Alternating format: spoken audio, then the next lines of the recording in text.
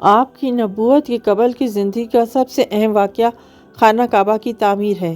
جب اس واقعے کا تذکرہ سنایا یا پڑھا جائے تو مسلم اور غیر مسلم پکار اٹھتا ہے کہ سنگریزوں کے درمیان یہ خالص ہیرا اپنی چمک و دمک میں بے مثال اور اپنی قدر و قیمت میں بے نظیر ہے۔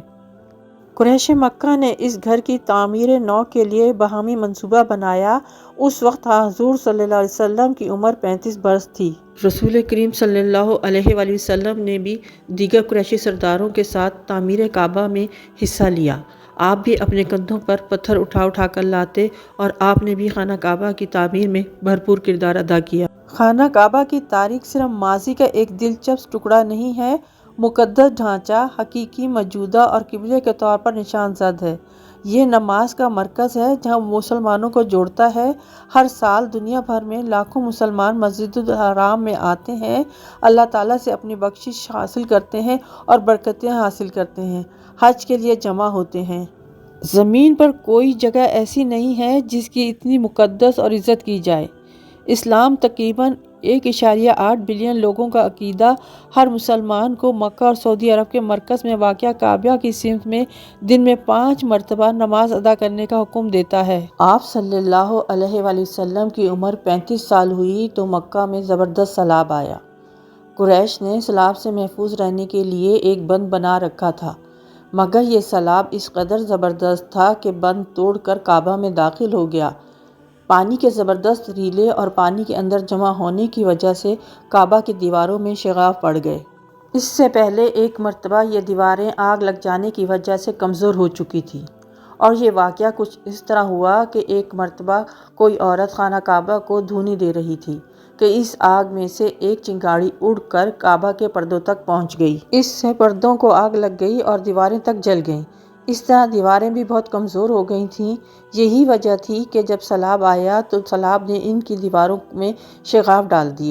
سیدنا حضرت ابراہیم نے کعبہ کی جو دیواریں اٹھائی تھیں وہ 9 گز اونچی تھیں، ان پر چھت نہیں تھی۔ لوگ کعبہ کے لیے نذرانے وغیرہ لاتے تھے، یہ نذرانے کپڑے اور خوشبوئیں وغیرہ ہوتی تھیں۔ کعبہ کے اندر جو کنواں تھا یہ سب نذرانے اس کنویں میں ڈال دیے جاتے تھے۔ کنواں اندرونی حصے میں دائیں طرف تھا، اس کو کعبہ کا خزانہ کہا جاتا تھا۔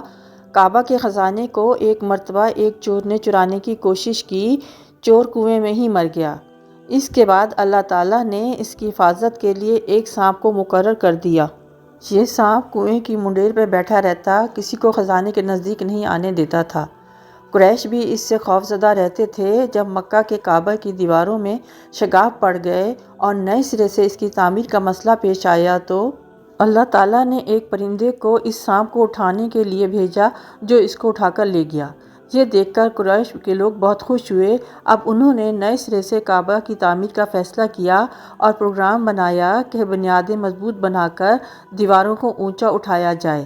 اس طرح سے یہ کام شروع ہو گیا۔ قریش کو ایک تحریر ملی، یہ تحریر سیرانی زبان میں لکھی تھی۔ انہیں سیرانی زبان نہیں آتی تھی۔ آخر انہیں ایک یہودی کو تلاش کر کے لایا گیا، اس نے وہ تحریر پڑھ کر انہیں سنائی۔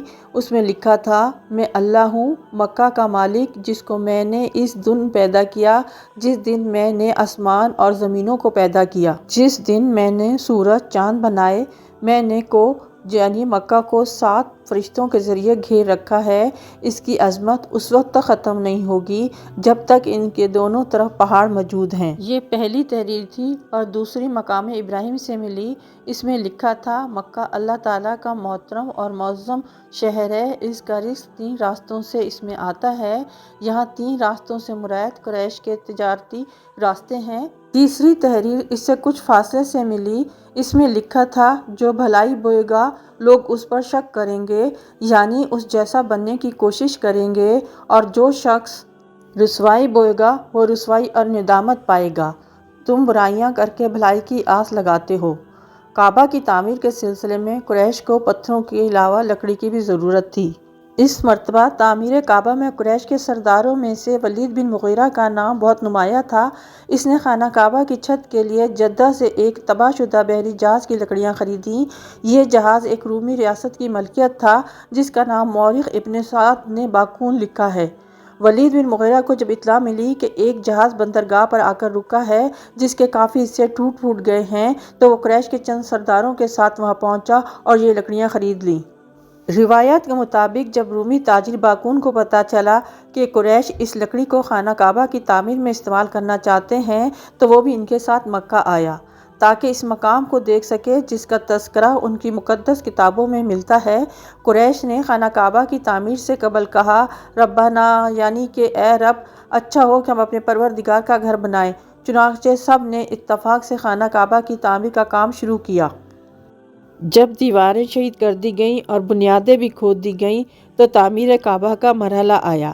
اب سوال یہ پیدا ہوا کہ کون کس حصے کی تعمیر کرے۔ چنانچہ ولید بن مغیرہ نے ہی تجویز پیش کی کہ خانہ کعبہ کی چاروں دیواروں کی تعمیر کے لیے قبائل کے درمیان قرعہ اندازی کر لی جائے۔ اس تجویز کے مطابق تعمیر کا نقشہ یوں بنا۔ حجر اسود کے کونے سے لے کر شمالی کونے تک یعنی حطیم تک خانہ کعبہ کی مشرقی دیوار کی تعمیر، جس میں خانہ کعبہ کا دروازہ بھی آتا ہے، 2 قبائل کے حصے میں آئی، اور یہ تھے بنی عبد مناف اور بنی زہرہ۔ بنی عبد مناف ہی میں حضور صلی اللہ علیہ وسلم کا خاندان آتا ہے۔ رکن حجر شرقی سے رکن حجر غربی تک یعنی حطیم کی جانب کا حصہ بھی 2 خاندانوں کے ذمے لگا، اور یہ تھے بنی اسد بن ابی عزا اور بنی عبد الدرا بن قصا۔ مغرب جانب کی دیوار رکن حجر سے لے کر رکن یمانی تک کی تعمیر کی ذمہ داری بھی 2 قبائل بنو تمیم اور بنو مخزوم کے حصے میں آئی۔ ولید بن مغیرہ خالد بن ولید کے والد بنو مخزوم ہی سے تھے، جبکہ بنو تمیم حضرت ابو بکر صدیق کا قبیلہ تھا۔ رکن یمانی سے حجر اسود تک 4 قبائل کو تعمیر کرنا تھا: بنو سہیم، بنو جمحی، بنو احدی اور بنو عامر بن لوی۔ تعمیر کعبہ کا کام خوش اسلوبی سے شروع ہو گیا۔ تمام بڑے بڑے سردار بنفسہ نفیس اس میں شریک تھے۔ یہ ایک بہت خوبی کی بات تھی کہ تمام برائیوں میں ملبوس ہونے کے باوجود قریش کے تمام لوگوں نے متفقہ طور پر فیصلہ کیا کہ تعمیر کعبہ میں صرف حلال کی کمائی استعمال کی جائے۔ ہر ایک کی زبان پر مختلف اشعار تھے۔ بیت اللہ شریف کے اندر بھی قریش کا یہ متحدہ عمل ایک تاریخی اہمیت کا حامل یادگار واقعہ ہے۔ اس کام میں اس وقت ایک مشکل پیش آ گئی جب حجر اسود کو اس کی جگہ نصب کرنے کا مرحلہ آیا۔ ہر قبیلے کی سردار کی یہ خواہش تھی کہ حجر اسود کو وہی اس کی جگہ پر نصب کرے۔ اس پر تو تکرار شروع ہوئی تو جنگ کا خطرہ پیدا ہو گیا۔ آخر ایک بزرگ سردار جس کا نام مورخین نے ابو امیہ بن مغیرہ بن عبداللہ بن عمر بن مخزوم بیان کیا ہے، نے یہ فیصلہ کیا کہ اللہ کے گھر میں لڑائی جھگڑا ہمیں زیب نہیں دیتا۔ اس وقت اس شخص کی عمر قریش میں سب سے زیادہ تھی۔ اس نے کہا کہ اس کا معاملہ کا فیصلہ خوش اسلوبی سے ہونا چاہیے۔ چنانچہ سب نے قرارداد منظور کی کہ دیکھو باپ، بنی شیبہ سے سب سے پہلے کون شخص اندر آتا ہے اور جو بھی ہوا اس کا حکم مان لیا جائے گا۔ اب سب لوگ بڑے تجسس اور شوق سے باب بنی شیبہ کی طرف دیکھنے لگے کہ سب سے پہلے جو شخص نمودار ہو وہی اس کو پتھر کو لگائے گا۔ وہ سید الاولین والآخرین محمد بن عبداللہ صلوات والسلام تھے۔ آپ کی عمر اس وقت 35 سال تھی۔ انہیں دیکھ کر تمام لوگ پکار اٹھے کہ امین آ گئے، صادق آ گئے، وہ اس معاملے میں جو بھی فیصلہ کریں گے ہم اس پر راضی ہو جائیں گے۔ حضور صلی اللہ علیہ وسلم کو جب ساری صورتحال کے بارے میں بتایا گیا تو آپ صلی اللہ علیہ وسلم نے اپنی خدا داد ذہانت و صلاحیت سے معاملے کو خوش اسلوبی سے حل فرمایا۔ آپ نے اپنی چادر زمین پر بچھا دی اور اپنے دست مبارک سے حجر اسود کو اٹھا کر اس کے اندر رکھا، اور پھر فرمایا چاروں جانب تعمیر کے لیے قبائل کے درمیان جس طرح دیواریں تقسیم ہوئیں اس کے مطابق ان چاروں فریقوں میں سے ایک ایک شخص کو قرعہ اندازی سے منتخب کر لیا جائے۔ چنانچہ ربیع اول میں عتبہ بن ربیعہ کا نام آیا، ربیع ثانی سے ابو زمعہ، ربیع ثالث سے ابو حذیفہ بن مغیرہ اور ربیع رابع سے قیس بن عدی کے ناموں پر قرعہ نکلا۔ اب آپ صلی اللہ علیہ وسلم نے فرمایا آپ چاروں قائدین آگے آئیں اور چادر کا ایک ایک کونا پکڑ لیں۔ جب انہوں نے کونے پکڑ لیے تو آپ نے فرمایا اب اسے اوپر اٹھائیں۔ جب انہوں نے چادر اوپر اٹھائی اور حجر اسود کے مقام تک بلند ہو گئی تو آپ نے وہ پتھر اپنے دست مبارک سے اٹھا کر اس کی جگہ پر نصب کر دیا۔ آئیے آخر میں دعا کرتے ہیں۔ اے اللہ، ہم تیری عبادت کرتے ہیں اور تجھ سے مدد مانگتے ہیں۔ ناظرین، یہ تھی ہماری آج کی ویڈیو۔ آپ کو یہ ضرور پسند آئے گی۔